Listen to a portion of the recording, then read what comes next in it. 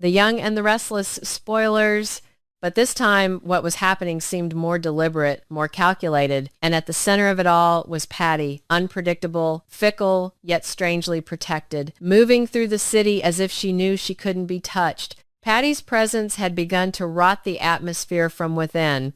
She didn't need to yell or make dramatic gestures. Her mere existence was enough to unsettle people, reopening wounds that had never truly healed. And most disturbing of all wasn't just what she was doing, but who was allowing her to do it. Victor's silent protection cast a suffocating shadow over everything, turning a problem that could have been controlled into something far more dangerous. Because when Victor decided to protect someone, it was never without purpose and never without consequences. The Abbott house, once a symbol of heritage and enduring strength, now seemed to stand on fragile ground. Jack tried to remain calm, trying to convince himself that this was just another test, another storm he could weather, but even he felt the cracks spreading beneath his feet. Diane, on the other hand, had reached a breaking point where she could no longer ignore or suppress her emotions. Her decision to file for divorce wasn't impulsive. It was the result of a slow, painful realization that everything they had built together was being destroyed little by little, and that neither of them seemed able to stop it. There was a particular kind of weariness in Diane's actions, not loud, not dramatic, but profound and decisive. It was the weariness of someone who had spent too much time fighting battles that never truly ended, someone who had witnessed trust erode, not in a single catastrophic moment, but in a series of smaller betrayals, suspicions, and fears. And now with Patty drawing ever closer and Victor pulling the strings invisibly, Diane could no longer distinguish between a real threat and paranoia. All she knew was that staying felt more dangerous than leaving. Jack sensed that shift, though. He refused to fully acknowledge it. To him, it wasn't just Diane leaving, it was losing control of the narrative he'd spent his life protecting. The Abbott name, the family legacy, the notion that they were strong enough to overcome anything. But this time the attack wasn't just external. It seeped through emotional cracks, exploiting every unresolved tension, every old scar that had never truly healed. And then, just when things seemed about to spiral out of control, Jill appeared. Her arrival in Genoa City was no coincidence.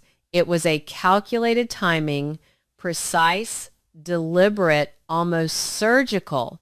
Jill didn't come with uncertainty or hesitation. She came with clarity, with a keen awareness of the chaos surrounding Patty's actions. Where others saw chaos, Jill saw a pattern. Where others hesitated, she acted. When she finally confronted Patty, the moment was devoid of pretense.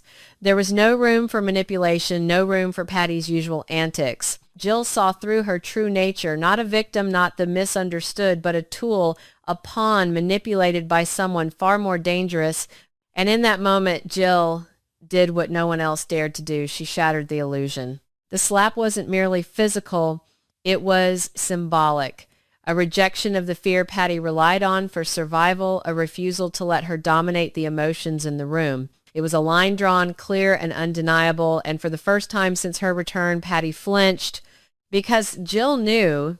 She knew the patterns, the manipulation, the subtle ways Victor used to sabotage something without appearing directly involved. And she understood that Patty, in all her instability, was a perfect weapon, chaotic enough to cause damage, yet controlled enough to target a specific objective towards the Abbotts, towards Jack, towards Diane. And suddenly, Patty was no longer in control of the situation. Fear instantly replaced arrogance. The confidence she once possessed began to crack under Jill's unwavering gaze. Because manipulating self-doubtful people, those who hesitate about their intuition, is one thing, but standing before someone who sees through every layer of lies without a second thought is something entirely different. Jill didn't need to raise her voice. She didn't need to threaten. The truth spoken accurately was enough. Patty realized, perhaps for the first time, that she had miscalculated. Allying with Victor might have offered her temporary protection, but it had also set her directly on the path of a far less tolerant person The rhythmic slapping of the icy Lake Michigan waves against the gleaming mahogany hull of the super yacht was the only sound that dared to break the suffocating, agonizing silence.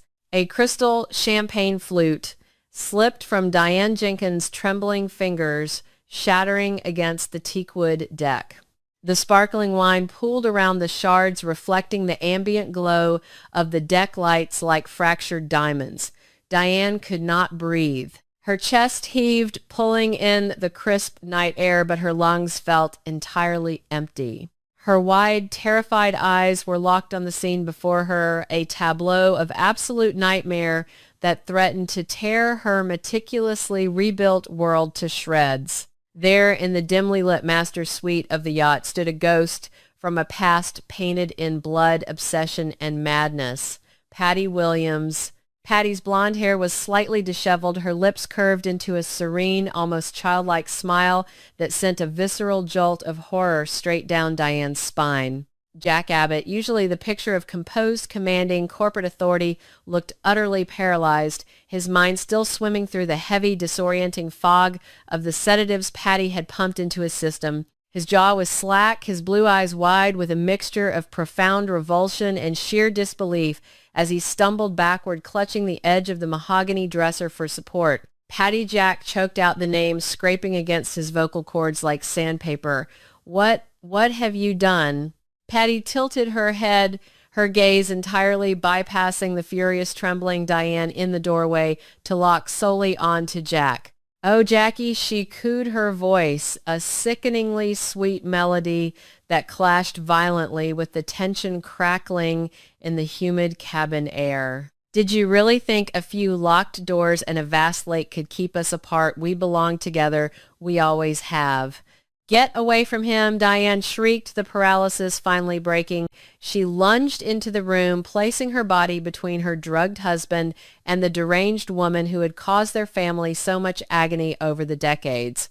Diane's protective instincts flared into a blinding inferno. You stay the hell away from my husband, you absolute lunatic. Patty's smile faltered, replaced for a fleeting second by a dark, murderous scowl that transformed her delicate features into something demonic. But just as quickly, the mask of innocent devotion slipped back into place. You're just a temporary distraction, Diane, Patty whispered, taking a deliberate step backward toward the cabin's secondary exit. A little roadblock, but Jackie knows. He feels it too. Before Jack could lunge forward to apprehend her, before Diane could scream for the yacht's security detail or for Billy and Kyle, who were just down the corridor, Patty slipped through the heavy oak door, vaulting over the polished railing of the lower deck with the practiced agility of a phantom. The splash was heavy, swallowed instantly by the dark, churning waters of the lake. Jack rushed to the porthole, peering into the inky blackness, but there was nothing. Only the frothing wake of the boat and the echoing chill of Patty's parting words. He turned back to Diane, his face ashen, pulling her trembling body into his arms. But the damage was already done. The horrifying reality of his captivity had been exposed, and the seed of terror was now firmly planted in the heart of their marriage. Less than 24 hours later, the manicured tranquility of Chancellor Park was violently disrupted by the sharp, rhythmic clicking of Jill Abbott's designer heels striking the cobblestone path. Jill was a woman who commanded the very atmosphere around her, and today that atmosphere was toxic with rage. She gripped her leather handbag so tightly her knuckles were white, her sharp eyes scanning the twilight shadows of the park. She found her target sitting on a secluded wrought iron bench beneath the sprawling branches of an ancient oak tree. Patty was casually tossing breadcrumbs to a flock of pigeons, humming a tuneless, eerie melody, completely unfazed by the storm bearing down upon her. What in the name of God do you think you are doing? Jill hissed, her voice a lethal low register designed to avoid drawing the attention of passing pedestrians. She stopped inches from Patty, her posture rigid with fury. You were supposed to be gone, Patty. Gone. That was the deal. I provided you with the funds, the fake identification, and the clear path out of Genoa City. You promised me you would leave this town and never look back once your little distraction was complete. Patty didn't even flinch. She tossed another crust of bread, watching a particularly aggressive pigeon snatch it up. The birds here are so hungry, Jill, just like me, hungry for what belongs to them. Jill slapped the bag of breadcrumbs out of Patty's hands. The plastic tore, scattering the crumbs across the pavement and sending the pigeons scattering into the dusky Wisconsin sky. "Don't you play your twisted little games with me," Jill snarled, leaning down until she was face to face with the other woman. "I brought you in to rattle Diane, to expose her vulnerabilities, so I could finally rip Jabot out from under them, not to stage a psychotic kidnapping on a yacht. Do you have any idea the kind of heat you are bringing down on us? If Jack finds out I had any hand in facilitating your presence here, if he traces that money back to me, he will destroy everything I've built. You are a massive liability, and you are leaving tonight." Patty slowly stood up.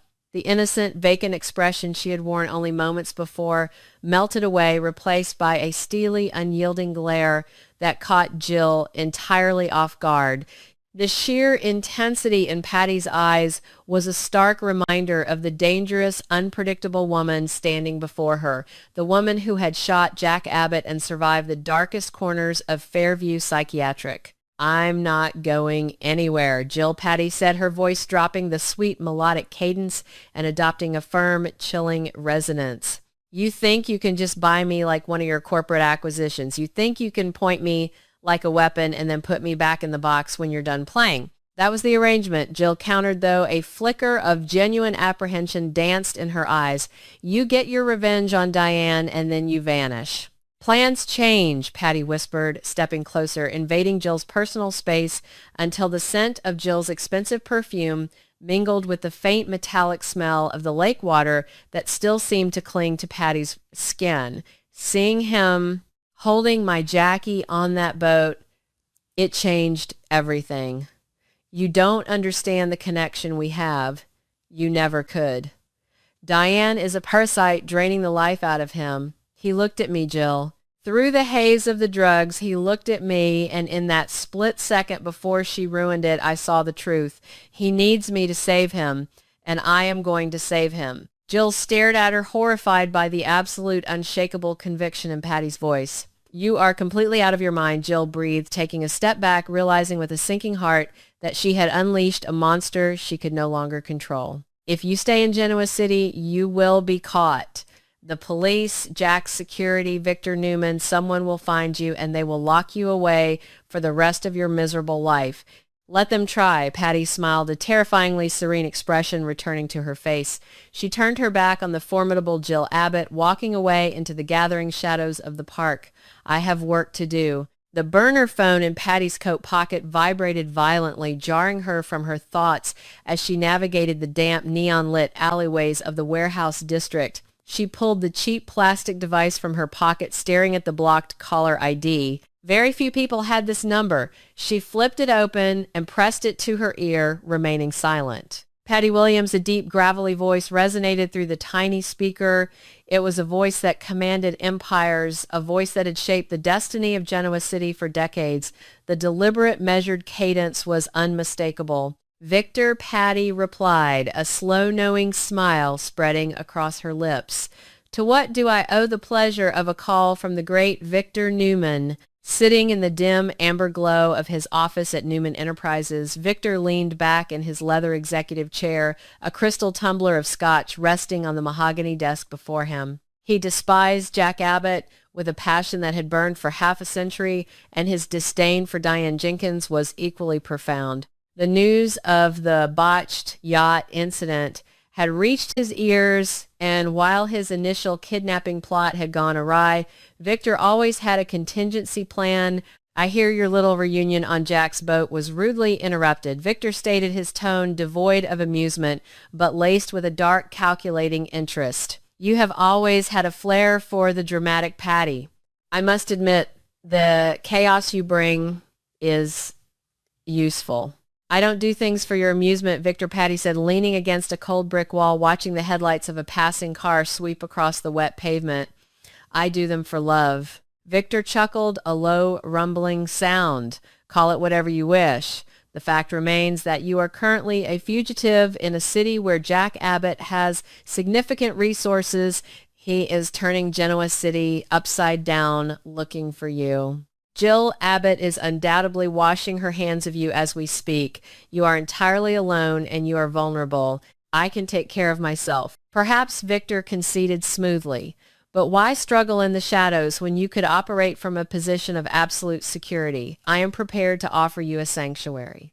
A fully equipped, secure location on the outskirts of town, complete privacy, untraceable funds, all the resources you need to continue your endeavors regarding Jack and Diane. I have no love for either of them, as you well know. If your presence here disrupts their little fairy tale, I am more than happy to facilitate your stay. Patty closed her eyes, listening to the hum of the city around her. Victor Newman's offer was incredibly tempting. With his money and his protection, she would be virtually untouchable. She could orchestrate her grand reunion with Jack without the constant fear of the Genoa City Police Department kicking down her door. But as she considered the proposition, a dark wave of paranoia washed over her. Victor Newman never did anything out of the goodness of his heart. Every favor was a transaction. Every gift was a chain. If she accepted his help, she would become his pawn once again. He would dictate the terms, control the timeline, and ultimately use her to destroy Jack in a way that suited the Newman agenda, not hers. Patty didn't want to destroy Jack. She wanted to purify him. She wanted to rid him of Diane so they could be together. Victor would never understand that delicate nuance. It's a generous offer. Victor Patty finally said, her voice soft but resolute, and I appreciate the thought. I really do. But I think it's best if we keep our businesses separate. I have my own methods. I don't need a babysitter, and I certainly don't need a puppet master. There was a long pause on the other end of the line. Victor took a slow sip of his scotch. You are making a grave mistake, Patty. You are playing a very dangerous game, and without my protection, you will inevitably lose. I've lost before, Patty whispered, her eyes gleaming with manic determination, but this time I'm playing for keeps. Goodbye, Victor. She snapped the phone shut immediately, pulling the battery from the back of the device and tossing the pieces into a nearby storm drain. She was off the grid. She was in control. Patty needed a base of operations, a place where the scent of wealth and corporate espionage couldn't reach her. She found it in the crumbling remnants of a forgotten apartment complex on the very edge of the city limits. It was a cash-only, no-questions-asked establishment run by a landlord who cared more about his liquor bottles than the identities of his tenants. Room 4B smelled of stale cigarette smoke, damp mildew, and peeling linoleum. The wallpaper, a faded floral pattern from the 1970s, was peeling at the corners, curling inward like dying petals. To anyone else, it would be a depressing hovel. To Patty, it was a canvas. It was her sanctuary. She spent the first 3 days transforming the space. She pushed the sagging mattress into the corner, making room for her true work. The largest wall in the living room became a sprawling, chaotic tapestry of her obsession. She pinned up hundreds of photographs she had meticulously printed at a 2-4-hour pharmacy kiosk across town. There was Jack smiling his devastatingly handsome smile on the cover of a business magazine. There was Jack shaking hands at a Jabot Cosmetics press conference. There was Jack, younger, vibrant, from the days when Patty truly believed she was the center of his universe. And then there was Diane. Patty had printed dozens of photos of Diane Jenkins. In each one, she had taken a thick black marker and violently scratched out Diane's face, leaving jagged, angry voids where the woman's smug, triumphant smile used to be. Red yarn connected the photographs, tracing timelines, tracking locations, mapping out the intricate web of Jack and Diane's daily routines. Patty stood back, admiring her work. The dim, flickering light of the single overhead bulb cast long, dancing shadows across the corkboards. She reached out, her fingertips gently tracing the jawline of a photograph of Jack. "I'm here, Jackie," she murmured to the empty room, her voice echoing off the peeling wallpaper. "I'm building our future. I just have to clear away the weeds first." With her sanctuary established, Patty began the meticulous, agonizing process of surveillance. She was a ghost haunting the perimeter of the Abbott empire.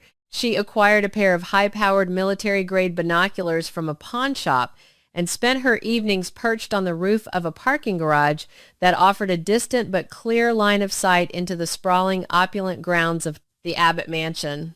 Through the magnified lenses, she watched them. It made her stomach churn with a sickening cocktail of jealousy and rage. She watched Jack pour Diane a glass of wine in the grand living room. She watched the way he touched her shoulder, the way Diane leaned into his embrace. Every gesture of affection was a physical blow to Patty's fractured psyche. But as she watched day after day, week after week, she began to notice the cracks in the perfect facade. The incident on the yacht had left a lasting mark. Through the binoculars, Patty could see the tension in Diane's shoulders. She saw the way Diane constantly checked her phone, the way she paced the floor when Jack was out of the room. Diane was terrified. She was jumping at shadows, suffocating under the weight of her own paranoia, knowing that the woman who had once shot her husband was still out there watching, waiting, and Jack was growing exhausted. Patty could see it in the heavy slump of his posture, the way he rubbed his temples when Diane's back was turned. He was trying to be the strong, protective patriarch, but the constant vigilance was draining him. The fortress of their marriage was under siege, not by a direct assault, but by the insidious, creeping dread of the unknown. Patty sat on the cold concrete of the parking garage roof, the freezing wind whipping her hair across her face, and smiled. She lowered the binoculars, letting them hang heavily against her chest. She didn't need to hack their security system or plant listening devices to know what was happening inside that house. She could feel the rot setting in. "She's breaking, Jackie," Patty whispered into the night, a triumphant glint in her eyes. "She's too weak for you. She can't handle the pressure, but I can. I've survived the fire, I've survived the wards, and I've come out stronger." Patty knew that a direct attack right now would be foolish. Jack's security was on high alert. The police patrols around the mansion had been doubled. If she struck now, she would be caught and her grand reunion would be ruined. No, she had to be patient. She had to let the paranoia do the heavy lifting. She had to let Diane's fear poison the well of their happiness, turning every sweet moment bitter with anxiety. She would wait in the shadows. She would continue to gather her intelligence, to study their movements, to map every vulnerability and every weakness. She would track when the security guards changed shifts, when the caterers arrived, when Diane went to her meetings at Jabot alone.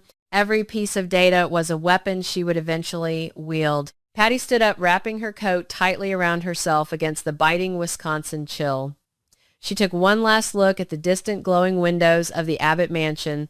The perfect moment was coming, a moment where she could step out of the darkness and shatter Diane Jenkins's world into a million irreparable pieces, leaving Jack with no one else to turn to but the woman who had loved him from the very beginning. She turned and walked toward the stairwell, her footsteps echoing in the silence of the night. The board was set, the pieces were in motion, and Patty Williams had all the time in the world to wait for checkmate